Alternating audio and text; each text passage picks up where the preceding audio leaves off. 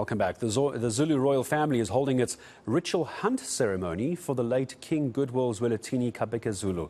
The ceremony is traditionally performed to mark the end of the mourning period of the passing of the late king. Cultural expert Professor Siyawakele Ngubane joining us from Durban. Prof, hello to you. Good to have you with us. We were seeing earlier this morning the start of all those who were gathering to celebrate the life and the passing of the late king to begin the hunt. Tell me about the significance of A, the hunt, and then B, I want to talk about the cleansing ceremony. But first, can we start with the hunt? What's the relevance? What's the importance here? The ritual hunt is part of the process of Ihlambo, which is a cleansing ceremony.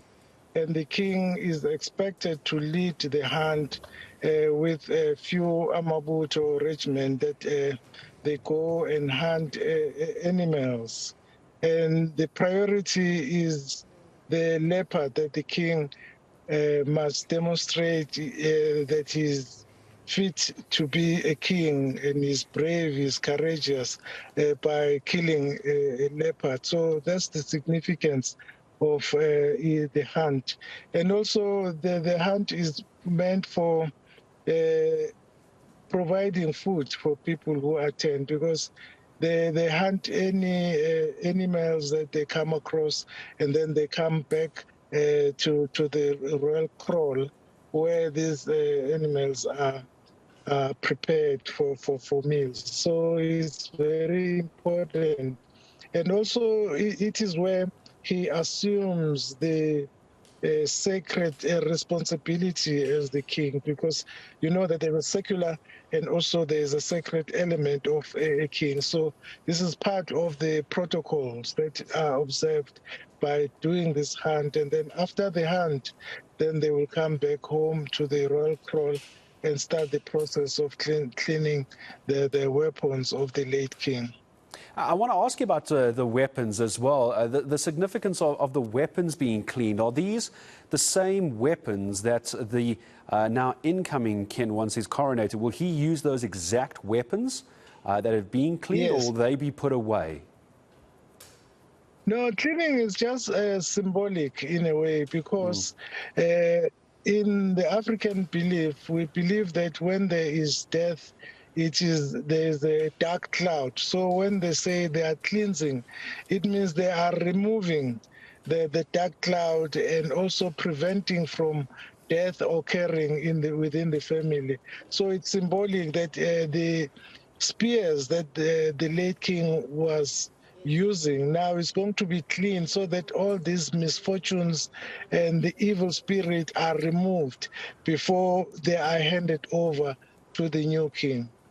And Prof, I'm curious to get your thoughts on this. I don't necessarily want to go into the politics of all of it, but I am curious, speaking to a cultural expert like you, the use of the word king in a case like this has been questioned by a faction within the royal family. By going through this event this weekend, this ceremony, would this make him the official king, or is there another event that needs to take place? Traditionally, this is the only ceremony that is going to pave a way for him to be coronated. But traditionally, this is the main thing, because when you enter the kraal is treated as the temple of the Zulu nation or the Zulu family. So you are introducing yourself to the former kings that bowed out, and then they link you with the ancestors, because we believe that the spirit of the deceased becomes an ancestor. So by bringing you into the kraal, you assume the responsibilities of the previous kings. So it means it is the final process for you, because once you get the shield and the spear, it means you are being inaugurated to become a king. And I'll leave this as my last question to you, Prof, before I say goodbye. Very briefly, if you could.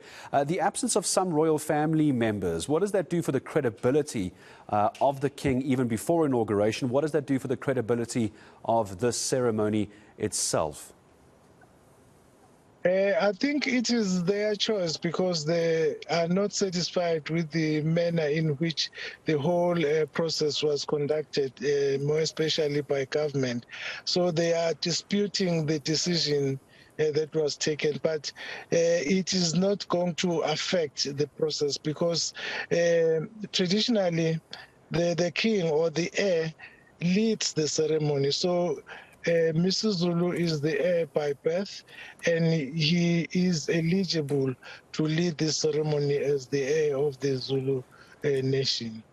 And as always, I appreciate having you on. It's always fascinating to hear from you, cultural expert, Professor Siawakele Ungubane, joining us here on eNCA this afternoon.